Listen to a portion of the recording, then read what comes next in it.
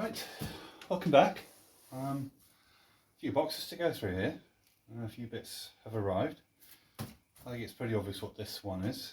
So we'll just have a bit of an unboxing, see what's in here. So on top we have a 4 meter length of brewery hose. This is rated up to, I think it's 80 degrees C, so this is going to be used for the cold side relatively. So at some point I'll go through fixing some of the ferrules that go in the end, which should be in this box. So yeah, so hose, 4 meters, 1.5 inches. And hose, I'm sure some of you might be aware, I'm not aware, brewery hose isn't cheap. It's not at all, it's quite a substantial cost for very little meterage. Bus bar. So this is going to go in the consumer unit and it's going to go in the control box for the HLT, which I'll talk about in a minute. What have we got in here? So this is a 32 amp 240 volt type B circuit breaker, MCB. It's a type B because the element is it's resistive load. So if you're going to have resistive load, according to my electrician, you need a type B because it'll deliver the smoothest control of voltage into the element. So I've got that. What do we got in here? To this one. How to empty it. There we go. So in here we have a small housing for the MCB I've just shown you. So this is going to go on the wall over here somewhere, over there. You can't quite see out of shot, but this is going to go on the wall next to the HLT, and that will be the master breaker for that circuit. And we'll feed into this a 6mm cable, 32 amp supply for a 6 kilowatt element. Now I've got an element coming. When I got this kit off Andy, it did come with an element, a tri-clamp element, which he had linked up to a control box with a PID. I'm not going to go down that route. The route I've chosen to take, I may yet go for a PID system, but at the moment I'm going to go straight in with a tri-clamp element, 6 kilowatt, which has an inbuilt temperature, a thermocouple type heat control. So actually on the element is a temperature dial.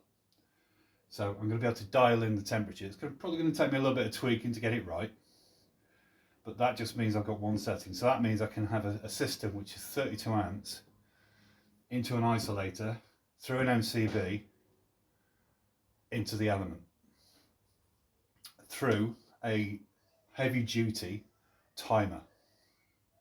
So that will be the thing that controls when the element comes on to energize the element in the HLT. So that's the box for that. We've got a couple of blanks for the DIN rail. We're going to need those. Those are screws for the front cover. So that box out of the way. So let's see what's in this box. Okay, this is the isolator. So this is going to be the main switch for that circuit. So this is going to go on the wall above the MCB. Then we'll have the timer, and then we'll have the lead into the element. So this is the master on-off switch. This is the safety cutout MCB. Then through the timer, then into the element. So this is a 32 amp 240 volt rotary isolator switch, double pole. What have we got next? What's in this one? Hot bags. To minimise any kind of trouble I'm going to get from the boil, so I get the water out as clear as possible, we're going to use hot bags.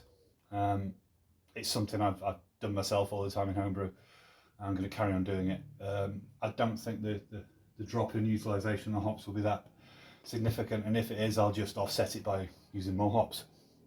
That simple, really. So a couple of those ready for the first brew, which I think is going to take place, all being well, get the sparking to finish off. I think the first brew is going to happen later this month or early September. Possibly sooner. Let's see what happens with the electrician. So what have we got in this box? Right, okay.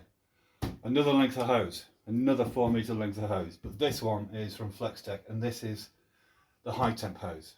So this will take temperatures up to 120 degrees C. So this is going to be the hot side hose. So when I'm chilling down the wort through the chiller or moving it around, this is the hose I'm going to be using.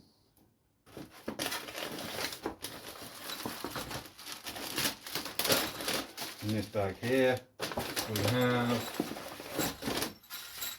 these are, I won't open it, but I'm sure you know what bolts look like, but these are 150mm 10mm diameter stainless steel bolts, and the bolts I've got on my plate chiller, they're quite corroded, so they're going to be stripped off when I service that unit, and they're going to be replaced with these. And I've got a set of 10. I don't need 8, but I've got a set of 10.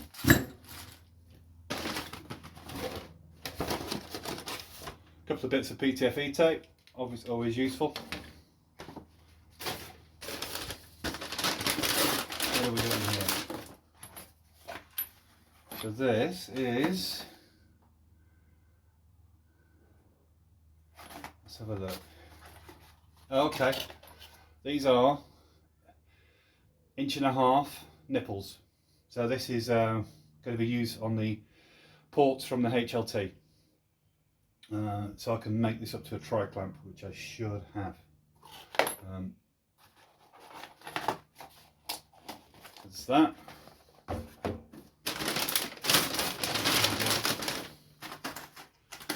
Stainless steel Jubilee clips, 32 to 50mm range. These are going to be used on the hose, connecting it to the ferrules.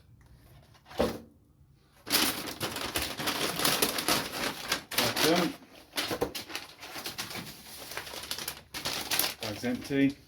As you can see, I've already opened these, so I kind of know what's in them. I've not gone into that detail with them. What do I have here? We have a 1.5" to 1.5" inch tri-clamp ferrule. That's going to go in the HLT. Most of my homebrew kit is 1.5" inch tri-clamp, so I'm going to use as much of that again as possible.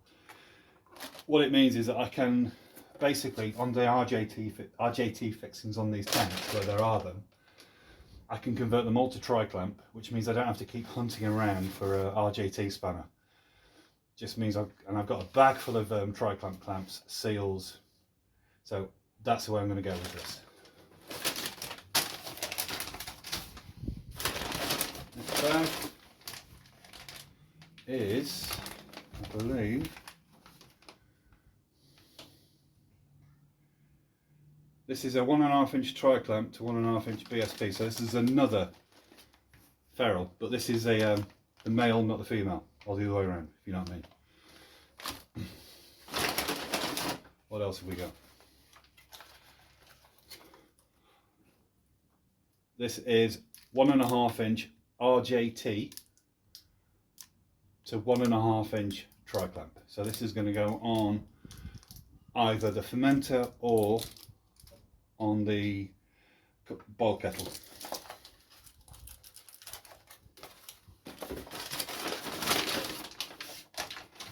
That one. What have we got in? Okay, in this bag here,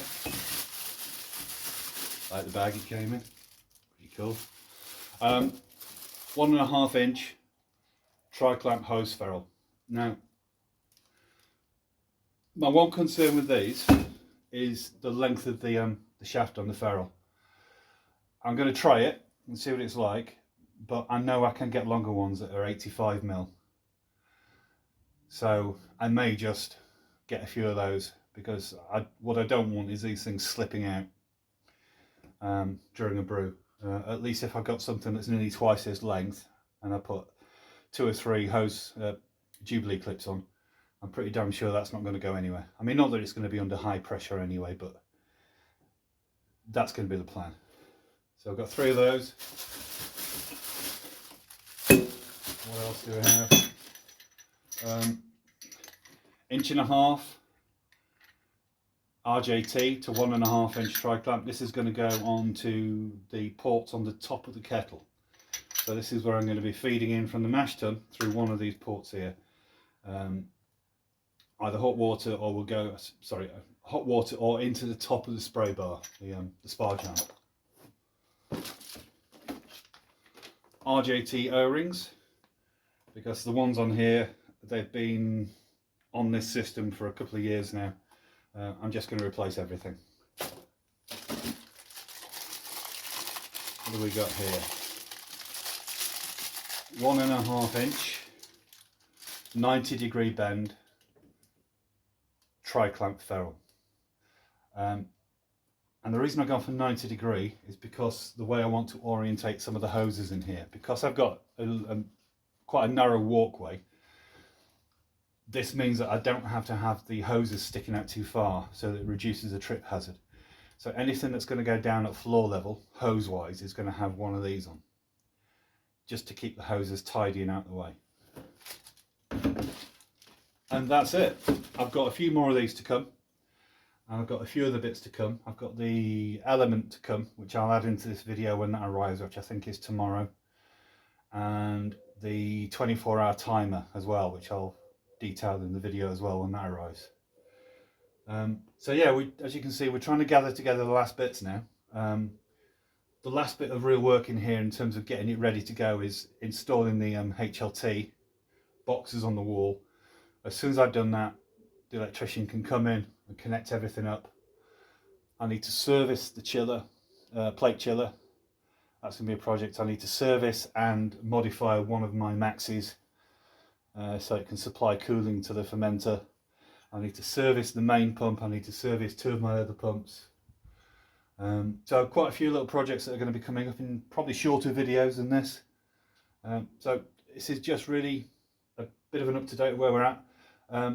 The other important news I've got to share with you, and I'll do a video on this, about the information I had to create to get to this stage. We've received our AWRS accreditation. So we've got APPA and we've got AWRS. We're now in a position to go.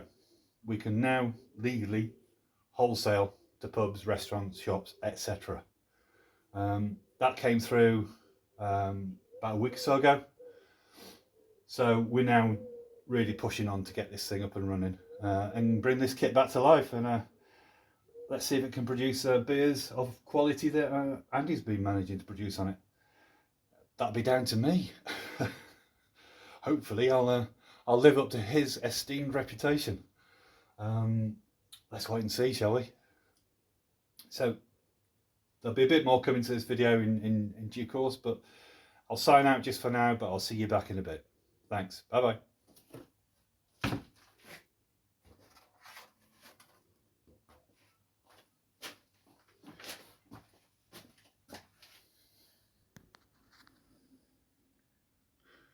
Right, we're back. It's been a couple of days since I shot the last bit of footage, and there's a few things have arrived, a few more bits. I'll go through those in detail and I'll show what they are. So just a little bit of a tag onto the previous bit of filming. So I'm just going to adjust the camera a little bit so you can see what I'm going to put on the deck here. So the first thing, we have got a couple of 1.5 inch tri-clamp bulkheads. I'll show you where these are going to go in a minute. So 2 of those. I do have another one somewhere in here. I can't seem to find it at the moment, but I know I've definitely got one on one of my other tanks. So I need 3. I've got 3. Next thing, RJT 1.5 inch spanner.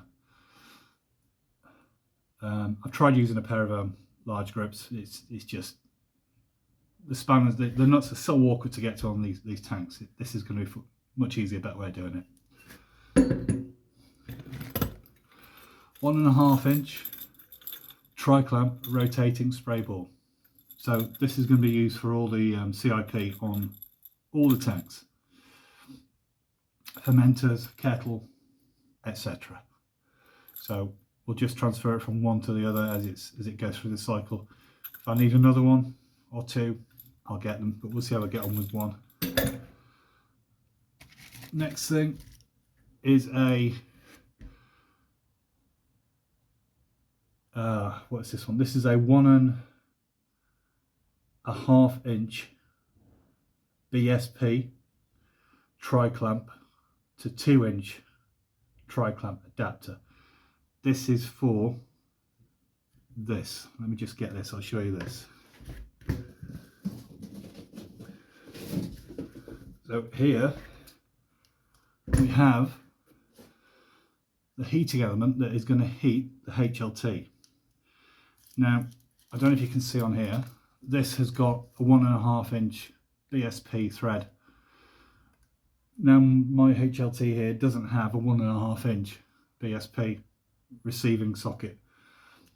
It has a 1.5 inch tri-clamp, but that doesn't work because this won't fit through the hole of a 1.5 inch tri-clamp. And it has an 1.25 inch BSP port, which again is no good because it won't fit. So what we're going to have to do is we're going to have to put a 2.5 inch tri-clamp ferrule on the HLT, which is where this comes in, because this will fit onto this all the way down, threaded onto there, tri-clamped onto the body of the HLT. Now this is a 6 kilowatt 240 volt single phase heating on it, but if you can see on the bottom here, I'll just bring that in, it has a dial-in temperature gauge. So speaking to the manufacturer, it's fairly reliable apparently, but I might have to feather it a bit depending on the conditions of the tank, how much it holds heat, environmental temperature, stuff like that. So it might take a bit of setting in, but once I've got it, once I've got the hang of the numbers in cold and hot weather, we'll see what happens. But this is not the only temperature gauge that I'm going to use to control the temperature of the HLT, because there could be some variance on this. I'm going to back it up with this. So we're going to use a digital temperature gauge, which will be in the thermal well of the HLT. So I'll have 2 points of measure.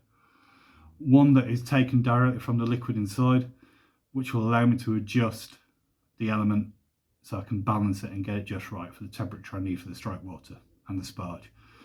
So that should be fine, should work okay. Just put it back in this box. Now the other thing that's arrived is the 24-hour heavy duty timer. So if you remember last time the way I described this, and I'll show this when I set it up, but we're going to go from a rotary isolator switch into an MCB, into a 24-hour timer, into the heating element. If I get that right way around, correct me. I'll correct myself if I'm wrong, but that pretty sure that's the way it goes. And that will be the power to the HLT element. Also arrived is this, which is the filometer from Kegland. This is going to be used to dose the water into the mash tun. So this is going to be placed between the HLT and the mash tun. So this is what we'll use to dial in the strike water and the sparge water.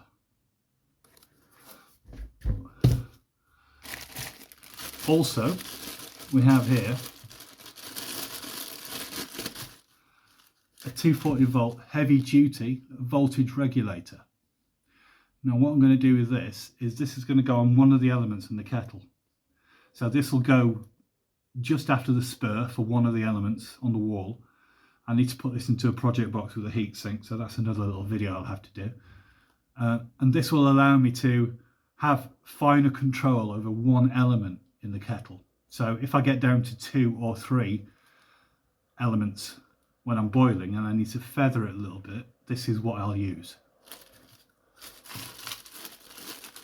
Because as you know, and I'm sure you've seen from when Andy used this kit, when you've got 4 elements, you've got 4 elements of control at 25 degrees each. I think we're going to need a little bit fine tuning somewhere in there, and that's what that is for. So I'll stop here and I'll show you where some of these bits are going to go and what else has been happening. So if you remember just a few seconds ago I was telling you about these tri-clamp bulkheads. Well, these are going to go in here on the top of the 3 Speedle fermenters. And I think I suggested this to Derek at Brefina Gale, which I think he's done on his fermenters, which are the same as these. But I don't know if he's come up with the same issue as me, but what I found is that they don't exactly fit this hole. They're just about 1 millimetre off from going in. So what I'm going to have to do is feather these holes slightly with a bobbin sander or some type, just to open them up slightly to get these in. So that's where they're going to go. What we've also done as well is we've attached tri-clamps to the pump. I do have 2 other smaller pumps which already have tri-clamps on. They're from the previous kit, so they'll be used as well.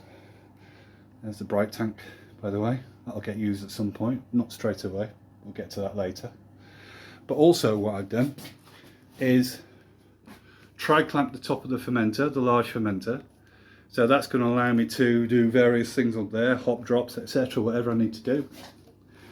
We've tri-clamped all the butterfly valves, as you can see here. So we've gone from RJT